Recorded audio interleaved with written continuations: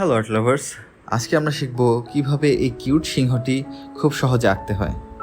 তো আমরা আঁকার জন্য একটি কালো মার্কার নিয়ে নিলাম।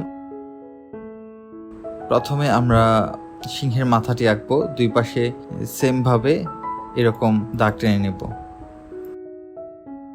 আমরা চাইলে এখানে প্রথমে পেন্সিলের সাহায্যে হালকাভাবে এঁকে নিয়ে তারপর মার্কারের সাহায্যে এটি কালো করে নিতে পারি।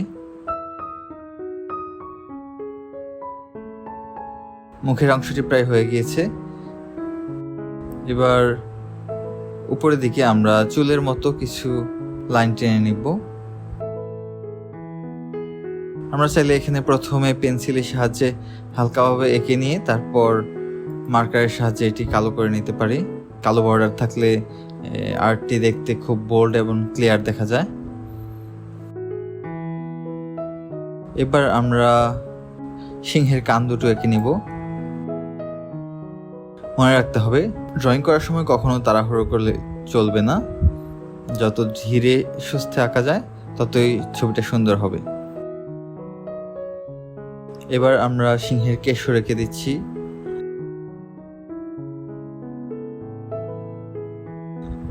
দুই পাশে সেম ভাবে এসে নিচের দিকে চলে যাবে।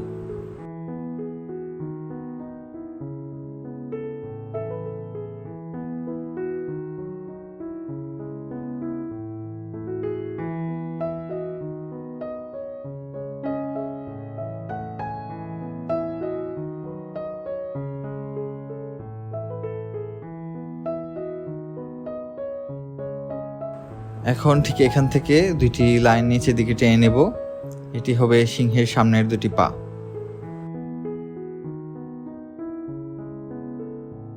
এখানে একটি ভি শেপ হবে এবং এখান থেকে পায়ের আঙুলগুলো।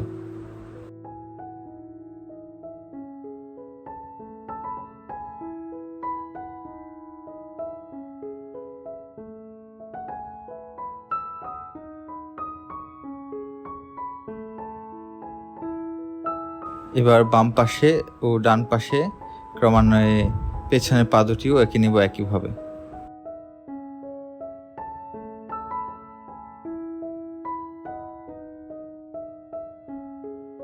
এবার বাকি রইল লেজ। লেজটি আমরা উপরের দিকে এভাবে দিয়ে দিলাম।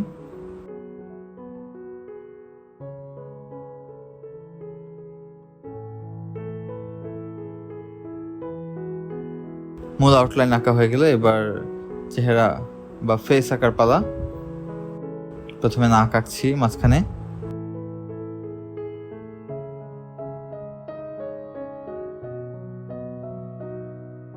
নাকের নিচে এইভাবে দুটি রাউন্ড করে দিলেই মুখ হয়ে গেল।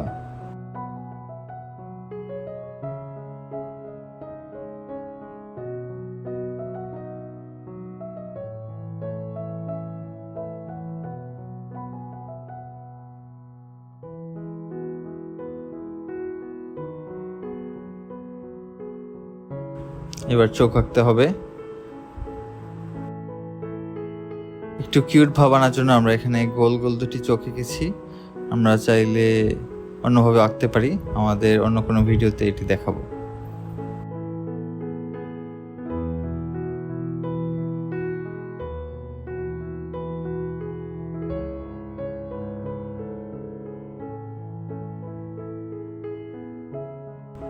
চোখের মণি আঁকার সময় দুটি সাদা ফোঁটা দিলে সেখানে রিফ্লেকশন মনে হবে এবং অনেকটা ন্যাচারাল ভাইব চলে আসবে।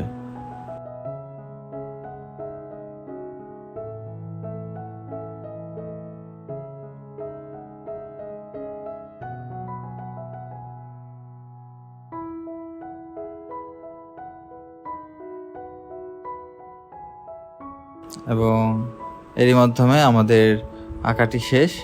এবার আমরা ছবিতে সুন্দর ফিনিশিং আনার জন্য পেন্সিলে এভাবে কিছু স্কেচ করে নেব।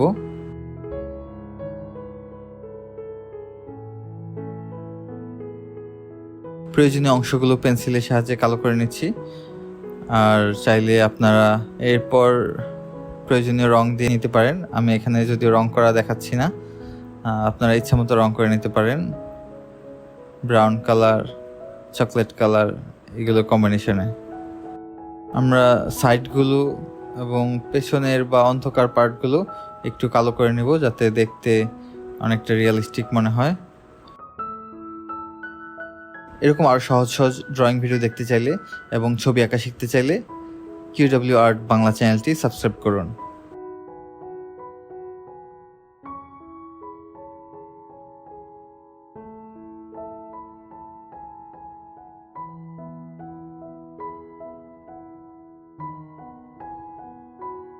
নিচের দিকেও একটু ছায়া দিয়ে নিচ্ছি, যেন মনে হয় যে কোনো সারফেসের উপরে সে বসে আছে।